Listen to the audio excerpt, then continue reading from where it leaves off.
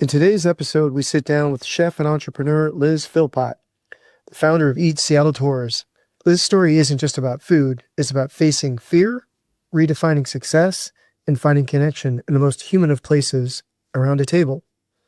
You'll hear how a competitive ice dancer turned her struggles with food into a calling, why she walked away from the corporate ladder, and how she built a company rooted in belonging rather than performance. If you've ever wondered what it looks like to skate your own program, in business and in life, this conversation will give you a taste. Welcome to Beats Working, Winning the Game of Work, hosted by Dan T. Rogers. This show invites you into conversations that go deeper than job titles and hustle. It's about rethinking what work is for and how we can design it to serve our lives, rather than the other way around. Here, we'll talk with leaders, makers, and thinkers who are doing more than earning a paycheck. They're getting paid to practice life. Thanks for being here, Liz.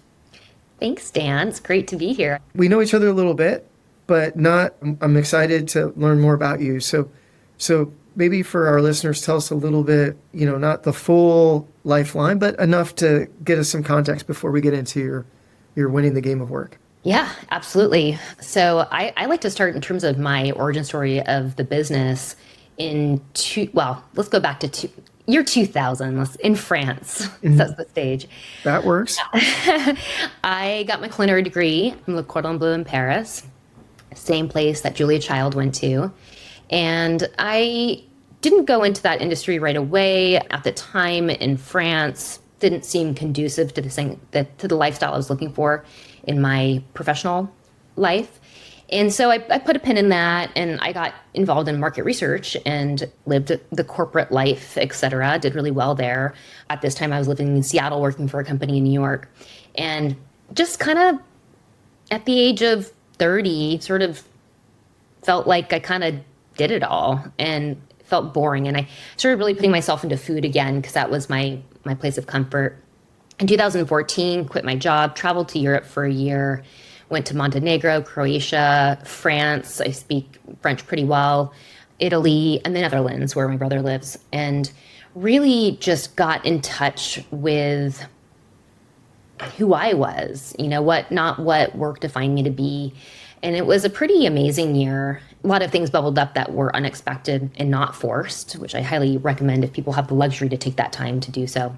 Through that time, I'm not an extrovert, but I love deep connection with people. And I really sought out experiences. Airbnb was, really thriving at the time, that whole local connection sort of rhetoric. And I was going to websites like eatwith.com. Airbnb didn't have their experience portion, but soon after they did. And just finding people who loved food to show me their version of the city. And through that, I captured history, geography, deeper connections, people who had a similar interest in food. I'd meet food writers. In Croatia, just went to somebody's house and she was just a home chef and made a lovely limoncello and just a lovely meal. And we're just sitting there, at the end of the night, it's very heartfelt and warming. And through that year, I started my own blog, which no longer exists, called The Awakening Palate. And I researched food like crazy. I would research everything we had going on in the Seattle Northwest area, what was happening in the world. And I came to discover our food sources in the Pacific Northwest are world-class. We are one of the only salmon fishing industries. The apples, the cherries, the wheat, where the wheat is our third largest export. We have some of the most organic wheat in the nation. We're very conscious about the environment, sustainability, and we're doing a lot of amazing things that people just don't know about. So when I came back to Washington State in early 2015, I wanted to also meet these chefs and talk to people who could have a conversation about what's happening locally. And I just found actors and comedians telling the stories of our food, very traditional food tourism. And I thought, we can do this better. I had no mission to ever be a business owner, to start my own company, nothing. But I just felt out of a necessity for tourism that Seattle needs to be seen in this way. So I decided to have a chef-run business. Everyone on our team would be from the culinary industry, have professional experience, and start a genuine conversation with people about our food ecosystem. And of course, the best place to have that kind of conversation is a place in Pike Place Market, where they are owner-operated businesses. It's a small business incubator. The community is strong. They're supportive. They make their food with love. I mean, I put keyword in. I mean, that's what's happening. And it makes the storytelling really easy. And as a company, Eat Seattle, we started in February 2015. Right now, we have 5 different experiences to operate in Pike Place, the coffee crawl, and then our traditional chef-guided market tour, which is less of a restaurant tour, more of a market tour, really to get to know the vendors and the community and small bites along the way so we can talk as much as possible about the amazingness of Pike Place. And, the gift, and I think you and I have talked about this before, the gift of attention. People give us 2 hours of their attention for a food tour to hear what we, the experts, want to convey to them. And it's really powerful. And people are taking social media photos and getting excited and exploring and curious and all the things that I think are very human for connection. So it's been a really rewarding journey. And we've been operating for 10 and a half years. Time's flown by. And I love it just as much as ever, even though it has evolved in many ways. Wow, that was awesome. And thank you for that. That's there's a lot that I want to double back on. And I'm going to go all the way back and just ask a question, and maybe there's nothing there, but it just something sort of grabbed my attention. So first of all, you graduated from a arguably maybe the most famous cooking school of all, right? I mean, at least in the US, right? I mean, it's esteemed and all that. So what was it that you didn't like, that you didn't want to go directly into food, do you think? Well, because obviously the passion for food is there. So I can't imagine that wasn't there. And I'm not necessarily looking for it. I'm just sort of curious. You did it, you graduated and all that, and then made that move, and it all obviously turned out great. But what do you think, what was the disconnect from the school to putting it, going? Well, I was trained to start in the early 2000s, but then the story goes back a little further because where that all comes from is that I used to be a competitive ice dancer. And so ever since the age of 7, I was going to the training centers, and I had a partner with whom I skated. And in that level of the sport, you get bossed around by a lot of people with egos who, unfortunately, you're paying them. And I didn't like that. I mean, I loved it from a athlete's perspective, but when I made that transition into being an adult, I said to myself, I don't want to be bossed around by people just because they believe their hierarchy is higher than me and they have some sort of ego issue. And I went into food, and I will tell you this, and I don't tell a lot of people, but you get people very vulnerable, and you need the real story. So I'll gift you that. So in skating, I wasn't really familiar with food. Back in the 90s, it was calories in, calories out. In ice dancing, unlike other aspects of figure skating, having an attractive figure is important.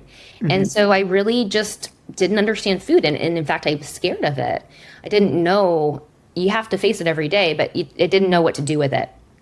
And so I didn't eat that healthy, but I didn't eat a lot of calories, and I was confused. And I did know that sometimes when you had a good meal, you would feel good, and that was very rare. And so I essentially guilted my parents into sending me to France because I of the trauma I experienced. And I said, I see my peers who are 10 years into their eating disorder, their body dysmorphia, and their life hasn't changed. Their perspective hasn't changed. They're still dealing with this. And I don't want that. I don't want this. I need to be moving on with my life and attacking it to have as many experiences as possible. So I wanted to face that fear. And that is why I went to cooking, because I wanted to face the fear of the unknown. So I had more power and control back. So that's why I actually went into cooking in the first place. And then in the early 2000s in France, I would just say, sorry to generalize everyone, but the French at the time were about 15 to 20 years behind sort of this whole equality thing between men and women. And already the kitchens were a rough place. There was just a lot of ego, a lot of type A personalities that were not in check socially. And I just didn't want to, that wasn't my choice, Not a top down, my way or the highway. Yeah. Yeah. All of the women that I know who graduated at the same time, they went to very prestigious places. They were generally the only women in the kitchen in very abusive situations, and they just tolerated it, And it's not what I chose for myself. Yeah. Yeah. Well, I think it's interesting in sort of getting ready for all this. We did do a little recon, and so there is excellence in all of your background. And so it's not surprising that you went to, maybe I'm reserving the right that I'm just projecting my own stuff, but we're a hockey family. So I understand, I can't figure skate to save my life. I can barely hockey skate to save my life. But that is not a sport for the timid or folks that don't want to be on a quest for perfection. I mean, you already talked about it. It's just forget the perfection on the ice, off the ice, all of it. So I have some sense of like what that is. And then to go off to a great school like that and then to graduate, it's not surprising. But it's really cool though that the passion was ignited, but I really sort of applaud that you were able to say, hey, I don't want to put myself in an environment where I'm just not going to be happy.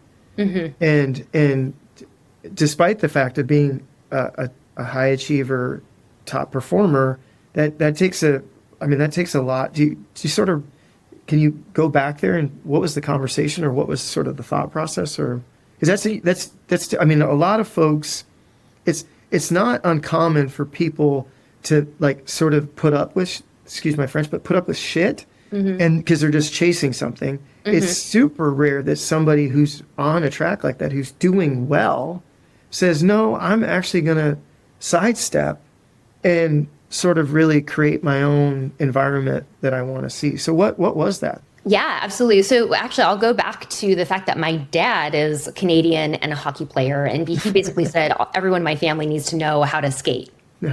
And so figure skating ended up what I fell into. But something on that note as well is my dad always said, Liz, you got to skate your own program. You carve your own path. It was very empowering. I always remember that. And when things felt different, because they were, my circumstances were always different. I moved away from my home at 12 years old. I, was financially figuring things out, balancing checkbooks on my own as of that time of my life and on. So I had a bit of life to grow up from. So when I hit college time, I was in a way ahead of my peers in certain aspects, behind in terms of pop culture significantly, which is not a great fit. That's why France seemed like a great idea, is because then I didn't have to integrate with the pop culture that I missed out on, start fresh. But yeah, so when I got my culinary degree, again, it was really more for healing more than anything. And I eat as much butter and drink as much cream as humanly possible. And I have photos to prove it. And I loved it. And I stayed there for 4 more years. I went to business school after that. And that's when I decided to come home because my parents still lived in Washington State and I hadn't been in the same state as them living since 1992. Wow.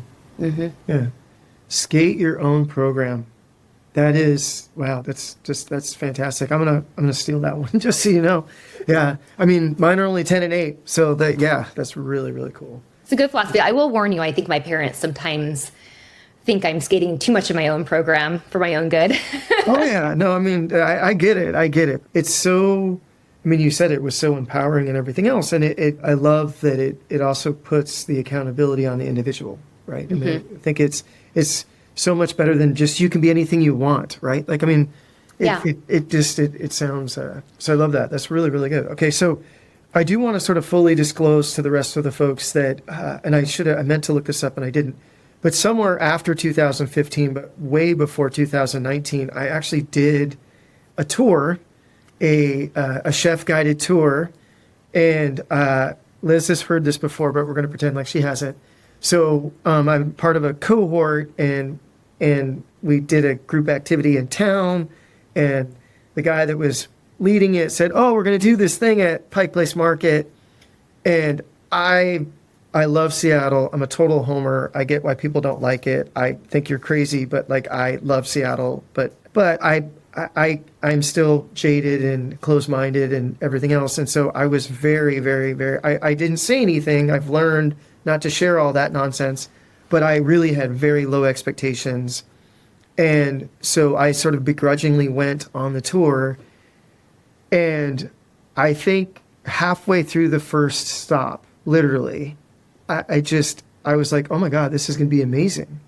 And it was really, really cool and it was all the things that you said it was in terms of the person guiding us. He was incredibly passionate about people. Like you could tell that he liked people and that he wanted to engage with us. And he sort of almost had me before we even made the first stop. And then when we made the first stop and all the subsequent stops, he would sort of tease out. And I watched him, and it was sort of fun to watch him. He would sort of engage with one person differently, who was a little bit more of a foodie and all that. And so what I will say is I think this part of it's much more than a meal, that it's a connection. I think there's no question there's an opportunity for connection around food, even though, I mean, I think you said it earlier, even though we face it every day. So when did you make that connection? It's obviously come out in the business, but when did you really make the connection that a meal could be a connection point like that? I think more than anything, I knew it in theory, but when I was abroad for a year and I sought out chefs to do cooking classes, to do food tours, to host me in their homes, that's where I realized the power of attention and what you can learn through in a touristic way about a location. As I mentioned, like geography, what is being fished there, hunted there. Do they have wine production? One of the most interesting places I went to on that trip was I spent a month in Corsica. That's an island in France where Napoleon was born. And they have wild boar, and they have wine. And then that really comes into their culture, who those people are, what they enjoy doing. And so it's this conversation starter. And of course, just there's endorphins around food and shared experience. So it just all comes together for me, for sure.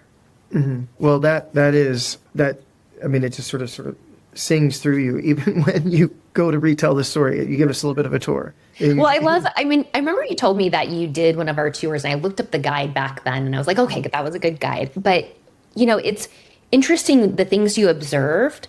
I like to tell people the good news is hiring is actually quite easy, because there's just a really strong personality type that I've seen over the years that thrives, which is, being an extrovert, mm-hmm. just being a happy person and being able to handle, you don't realize do you remember what month you went on the tour? It would have been in the middle of the summer. So oh, wow. So then you were in the most intense time, mm-hmm. where there's just thousands and thousands of people. And mm-hmm. you can imagine these vendors are probably like, oh, I'm exhausted. Mm-hmm. And we're there to maintain that relationship with the vendor, make sure they're being taken care of, that they feel respected, and then also telling their story. I mean, there's just a lot of moving parts.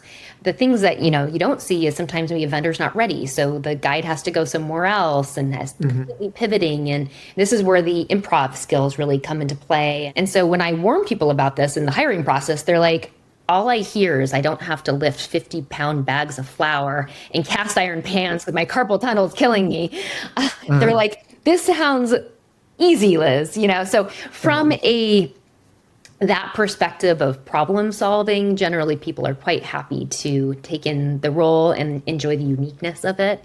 Mm-hmm. So there is a lot of magic that is created in what we do and a lot of moving parts. So it's interesting to see your breakdown of it.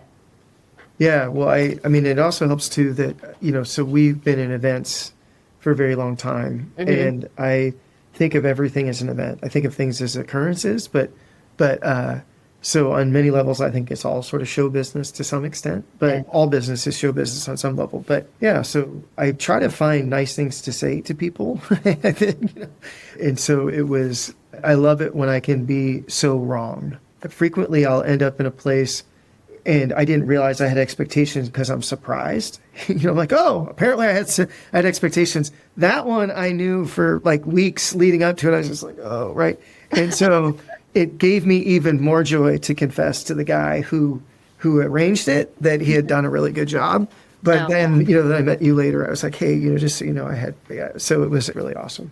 It's really, That's so great. Well, and on the events theme, corporate events is something it's about 20% of our business. And what I love to say to people when they're shopping for their experience is, it's in many ways, it's better than a dinner, that you're stuck in the same spot and you're talking to the same person, you're having the same food.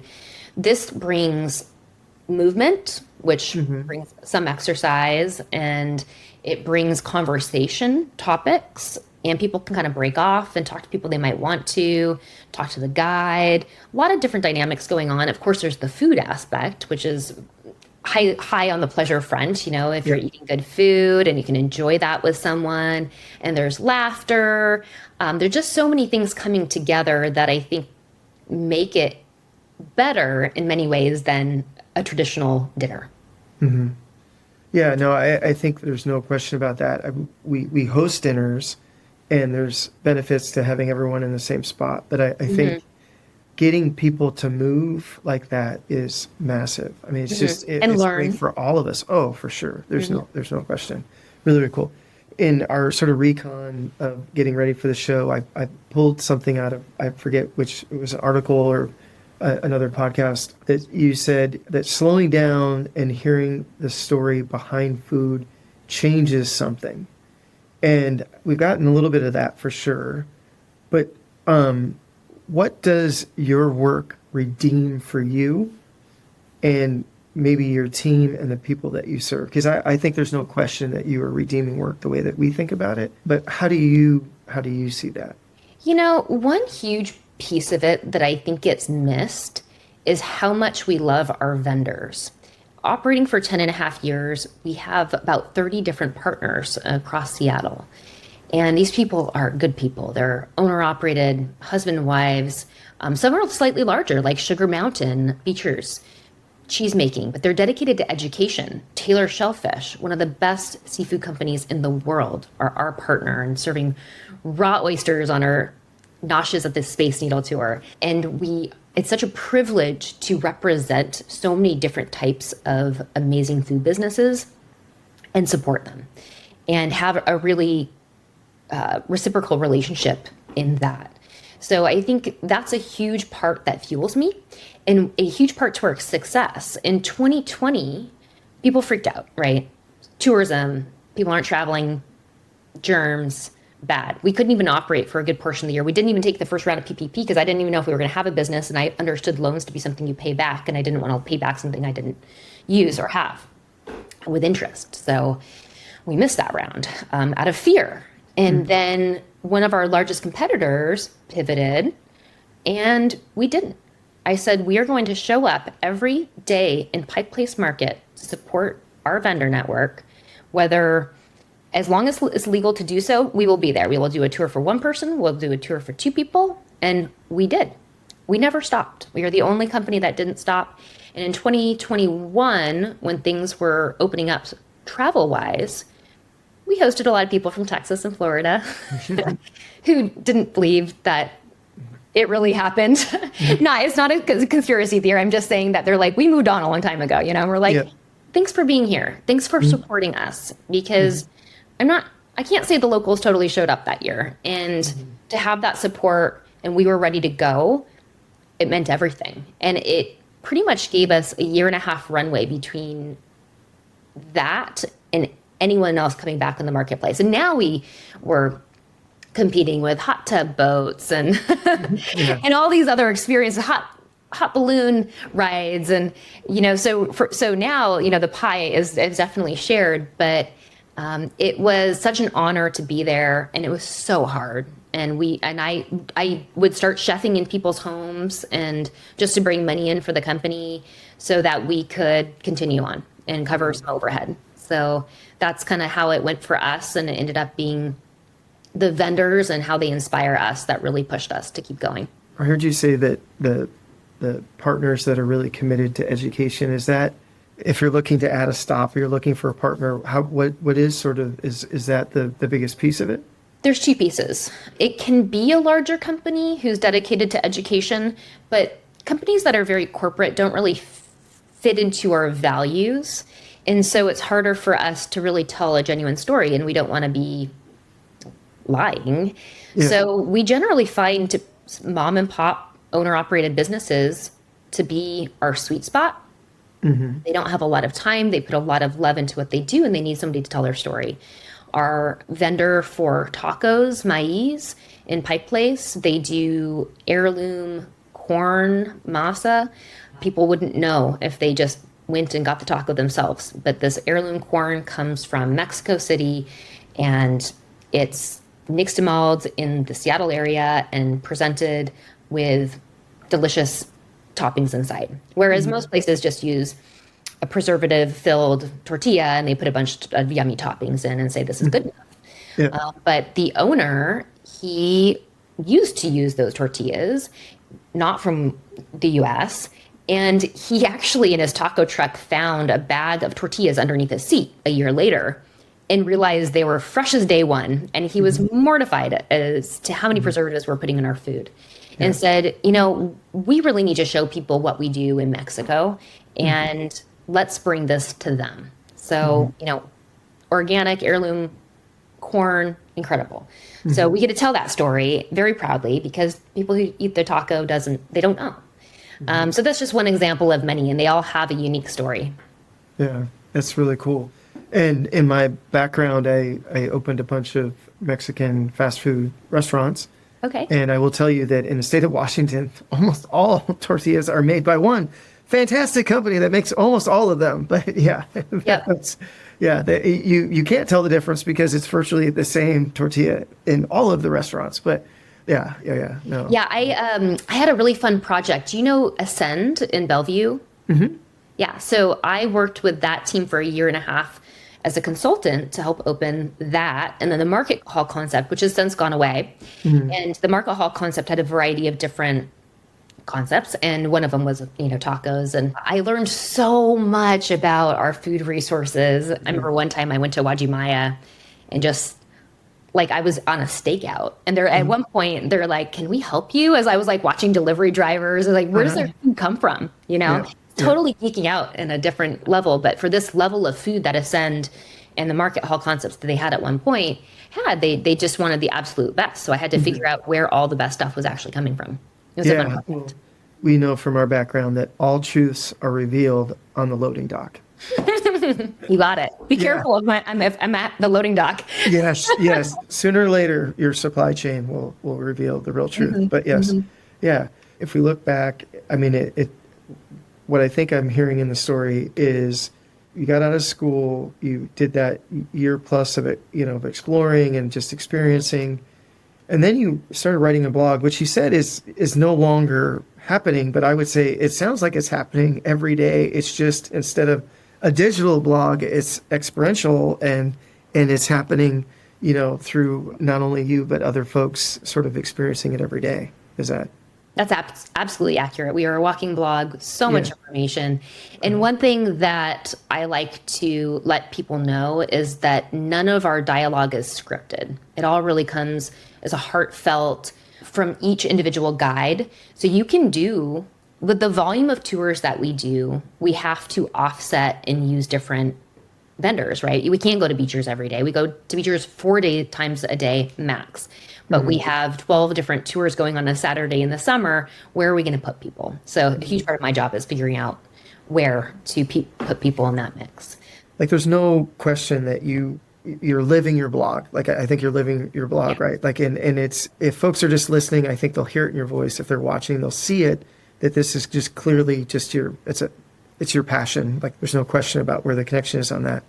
So when you're going to whether pick new vendors or just as you go to organize your business, how are you making sure that that part stays and it doesn't just become an Excel spreadsheet? You're exactly right. Although Excel spreadsheets are worth something. No, they're helpful. It is my love language, but they just don't have a lot of soul. We have to make sure that quality stays. And that's why I have a reluctancy to move into other cities where I can't actively be part of the quality control as much. And so we really focus on Seattle. But it's that, making sure we're not weighing too much on the vendors. I really empower our team to also maintain those relationships, be extremely respectable. In the off season, we operate every single day of the year except for Thanksgiving and Christmas. Every day we are there for them. And through that time, you can imagine there's not a lot of people. And so we're hanging out, we're talking to them, we're getting to know them. And something you'll find, at least in Pike Place, I can stand behind that, is once you're in Pike Place, if that's your community and that's your tribe, you will be in there a long time. Stories I know from people who've just moved around to different places, who've lived pretty much their whole work life in Pike Place, all different ages. It's incredible. You could meet somebody who's 21 and be like, she has nothing to, nope, she's probably grown up in the market. Her mom started a business. It's real. And this is the cool thing too about Pike Place. There's over 500 residents who live there. It's a home. This is not designed for tourists. It's open to tourists and it's welcome for all. And it's one reason why we keep our price at a really reasonable point. And if anything, we just increase the amount of people we'll take in a tour. It's hard, but we make sure, people management is a huge part of the guide role. And so we can have more people without having this sort of hierarchy of this food pyramid that is kind of happening in Seattle, where sort of, the elite can go out to dinner and it's very expensive. But we want this to be accessible for everyone. And everyone has the right to experience Pike Place. So we're really trying to bring them into the mix and not feel like a tourist, because locals are also doing it. If we're attracting locals like you, then people are doing something that locals are doing as well. And it just feels very organic. So tell me, maybe, because this is where I'm just sort of, I can't help myself. So maybe what's some of the funniest moments? So again, I think there's no question there's an event, that this is an event business on some level, right? Like, and you're dealing with all these people, and you're dealing with outside, and you're dealing with people moving and all that. So what are some of the funny stories that you could protect the guilty on? Right, I'm not looking to embarrass anyone, but what are some of the just unbelievable experiences that you've come across with either your own people or the general public or the vendors or all of the above? Something about this world that has been a gift and possibly a negative is that I compartmentalize things very quickly and move on. It allows me not to bask in the terrible things that happen. But most of the things when you ask that are actually mostly negative things, simply because our whole team is operating in the elements in Seattle that has had some difficult times around safety and drugs. And so the crazy things that have happened to our team, we kind of have to joke about. And we have a team chat, and I think our team chat and via text really brings a lot of joy to the team and connection, because it's just amazing the types of situations that happen. And we always joke about like creating a bingo card. So when this situation happens, you check it off and whoever wins, gets a special prize. But yeah, I mean, we're bringing people of all walks of life together, internationally, domestically, people who love food, people who have disabilities. And we're trying to find a common ground. And that's not easy. And so things can happen that we just have to laugh about. I know our team, this is the first year I haven't guided a tour. I am the most active owner of a tour. I'm actually the only founder of any tour operating in Pike Place right now, which I'm pretty proud of, because I see how that translates for us and to our team, et cetera. But being on the line with people, they know that I like to experience what they experience. And so when bad things happen, they happen to me. And then I'm like, oh, I get that problem. Let's find this solution. So that's something that I do is I get in there and I make sure that we have solutions based on my experience. But, the really rewarding thing is when you touch people's lives. We did an experience for someone, an event, and she emailed me afterwards and was like, so my husband just died and that's why we did this. And we hadn't seen each other as a family. And now we just feel so warm and fuzzy from this experience and this time with you. And we had to let you know. So you think you're just doing these really minor things, but in some ways you're really shaping people's experiences and having an impact on their lives. Yeah. Wow. That's one gives me a little bit of goosebumps there. So roughly how many tour guides do you have on the team? We are currently at 10 right now. Yeah. And I say roughly only because when people ask me how many people you have, I'm like, well, I'm not really sure. I could name all of them. I'm not sure I know how many that counts up to, but so I didn't want to put you on the spot. But so I definitely sensed it was more than 2 and I knew that. So how are you trying to keep all of them on the same page? But then still, based on what you said and just having a sense of who you are, and then still allowing them to be themselves and independent, right? Because you said they're improvising to some extent and they're doing all that. So what is sort of keeping the standard, or how do you keep everyone on the same page? How's that all working? Yeah, that's a great question. When people are onboarded, I let them know the reason why they're getting this job is because they have entrepreneurial traits and they are driving their own program. I know this because they are taking a path that they see and have identified, and other people can't be open or not open to that. And so they have identified that, which means they are this personality type just by showing up and seeing what we do and wanting that for themselves. In that, I let them know that I am here, not as a babysitter, but to enforce our core values, which are essential and, something I really leaned into in our EO time. At entrepreneurial organization. Not sure if everyone knows that. I'm here to get them the resources they need to be successful. I want to know where they're trying to drive their life so we can get them to that point. This can be a stepping stone or it can be where they end up. We have somebody who's 21 on our team and we have somebody who's 65 on our team. It's not an age thing. It's a energy and passion and lifestyle thing. And as long as it's meeting those needs for everyone, it works really well. I thought you were actually going to say it so I think it's really cool that you're saying skate your own program. Please, yeah. It's so badass. I love it. First of all, obviously I loved it when I heard your dad said it. And I think it's even cooler now that it's sort of getting passed down through the business. That's really, really awesome. That's really cool. So in terms of, I'm not sure we ever talked about this before, but personally, I only really have 2 timelines. I have like right now, and I have death. And not to be morbid, but like, what do I want people to think about me or say about me when I'm gone?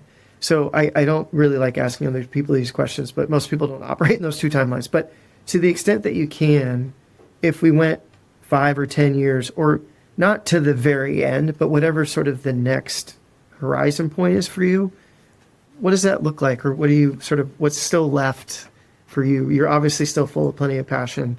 So what are you looking to do in the next version of next? That's a great question. And I wish I had an easy answer for you. Personally, I want to live as much life as possible. I have more energy than I ever have. I feel more balanced, more secure, safer. I'm ready to go. I don't always know where to put that energy into or what can handle that energy. And I don't know if it's just building out more food tours and growing the business, because I do see a point where there's loss of quality. And I'm interested in something maybe more adjacent to that can support similar values.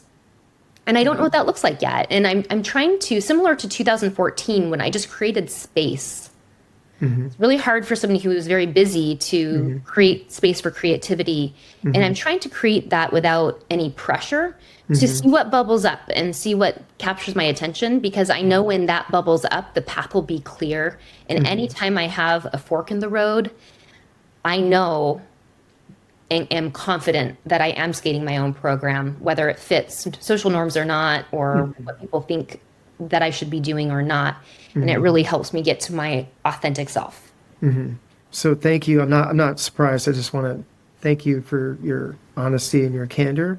And then you certainly don't need my approval, but so we have a concept that we use internally in our semiotic about leaving room for the boss. Super spiritual person, call the spirit, the system, whatever you want to call it. I call it the boss. Just keeps it nice and simple. But I've found, and it sounds like you have as well, and I sort of missed it in 2014. I heard you say it, I just didn't register it.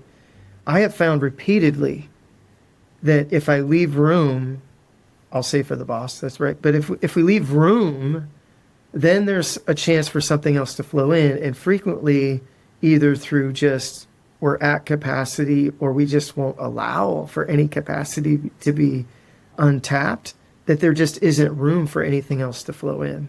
Yeah. So I really applaud you. I mean, I was interested in terms of what your answer is. I'm actually very impressed with your willingness to sort of sit in that. I mean, it's difficult to do. I think our biology and psychology is like definitely on us to like make stuff happen, right? So to sort of push back against that and say, no, I'm gonna, provide, create some space and trust that when the next thing pops up that I'll know what it is. Yeah. Absolutely. Well, and that word trust is a key word in life. If you can trust, I'll keep it work related, your team and know that they're operating towards your core values and they're meeting everyone's needs and exceeding them, then you can create that space confidently and feel good about sitting in it. Yeah. And I think, trust is one of those where I think we speak about it a little too, I don't think you just did, but I think folks speak about it too simply, and then jaded or experienced people sort of push it aside or say that's naive or whatever. So I think there's always a first step, which is we have to sort of solve survival. So in the context of business, like what you just said, it's like, look, if you're past that survival point, you've got a team that understands the core values, that is on the page, that is aligned, then you can trust to sort of create that space and all that. And I think getting that sort of beach head or the foothold first, then I think trusting is actually much, much smarter than trying to be smart. But I think frequently that connection isn't made. It's like, oh, well, you just think it's all going to come to you. It's like, no, I've sort of finished this phase. Now I'm going to wait to see what's next, right? Right. Yeah. Well, I think there's also, it's symbiotic with trust is letting go of perfection, because if you're holding on to perfection, you don't have room for things to get messy. And if you don't have that, then you can't fail fast, fail forward, which I completely believe in, really kind of pushing things and seeing them break and then getting back up. I mean, in ice skating, that's what you do. You spend 90% of your time falling. Yeah. You're just trying to make sure you take those moments to make things better for your future self. Yeah, no, I saw that, and I was wondering. I didn't want to force it to go there. So I think I have 9 restraints, and number 9 is don't wait on perfection, make mistakes at full speed, which I think is absolutely simpatico with what you just said. It's all learning. It's all learning. I mean, mistakes is when I hold it against the perfection reference point. Right. Learning is when I'm just like, well, I'm going to review it honestly and then take what I can from it and, lend it to my future self, as you said, right? Yeah. Yeah. Sounds like we've been reading the same books. Yeah, totally. Or what I think is I think that most folks, I mean, there's a certain amount of grace or luck, whatever you want to call it. I mean, the miracle of life just in and of itself. So that's probably the largest component in all of it. But past that, then I think there's either folks completely driven by perfection, and most of the time when I run into those folks, they just don't look terribly happy. They can look wildly successful, they just don't look terribly happy. The people that I've met consistently who I say are winning the game of work, at least the way we define it, usually are doing that, but they're happy and they embrace some version of what we're talking about. They're just like, yeah, I refer to as classier problems, right? The problems don't go away, but they get classier. And it's a massive oversimplification. I've never met anyone. I've heard lots of stories that sounded very quick and very successful. I've heard lots of stories that sound perfectly linear. But when you get in on the reality of that story, it's not that. It's a person was falling 90% of the time, right? I just think that that's what it is. It's just from the outside, right? We've oversimplified, or we just don't have the visibility in to be able to see the falling. Absolutely. Well, it is all a journey and not about the destination. So if you're not able to find some way to find balance and happiness throughout that, you can end up unhappy. So Liz, thank you so much for all of your time. I feel like I've not only learned about you, but I feel like I always say I reserve the right to learn more. And I feel like I've learned a lot just in terms of you sharing in your stories. I hope the listeners have as well. If folks want to learn more about you or learn more about the tours or whatever, what's the best way for them to find out? Or maybe just even share a little bit more information about the tours? Absolutely. Well, first off, I loved our conversation. You asked great questions, and I hope everyone got value out of that. EatSeattleTours.com is our website, and that is where people can buy tickets and see our schedule. This time of year, we do book up about a week out. We have 5 different experiences: happy hour tour, South Lake Union tour around the Amazon Spheres neighborhood with street foods. We have our Noshes at the Needle, which is probably the most PNW food that we offer in all of our experiences. We have a Nanaimo bar, we have beer, cider, a pretzel with local wheat, an oyster, a beef meat pie, a Seattle dog, our one and only signature dish, I think, in this area. So that's a lot of fun. And then our coffee crawl, the coffee culture of Seattle is real. And we've really created a nice little package where we can try a variety of things without getting overly, killing our palate. Really introduce you to some great coffee shops and some bites in the morning when the market's opening up. So it's a bit of a VIP experience at 8 a.m. on Friday and Saturdays. And then our, of course, signature Pike Place Market, chef-guided market tour, which is small bites, pretty rapid pace, really just to get the whole experience of Pike Place, which is a lot to absorb. And then, of course, we do our corporate work, which is a big part of what we do. And we love hosting teams of all sizes and have really great formats that are effective depending on people's goals. So, yeah, and you can always reach out to the website, too, for private events with our email address. So, yeah, this has been a real pleasure. Thanks, Dan. All right, thanks so much, Liz. Thanks for listening to Beats Working, Winning the Game of Work. If something resonated, share the episode and subscribe wherever you get your podcasts. And remember, clarity isn't something you find, it's something you practice. And getting paid to practice life beats working to get paid.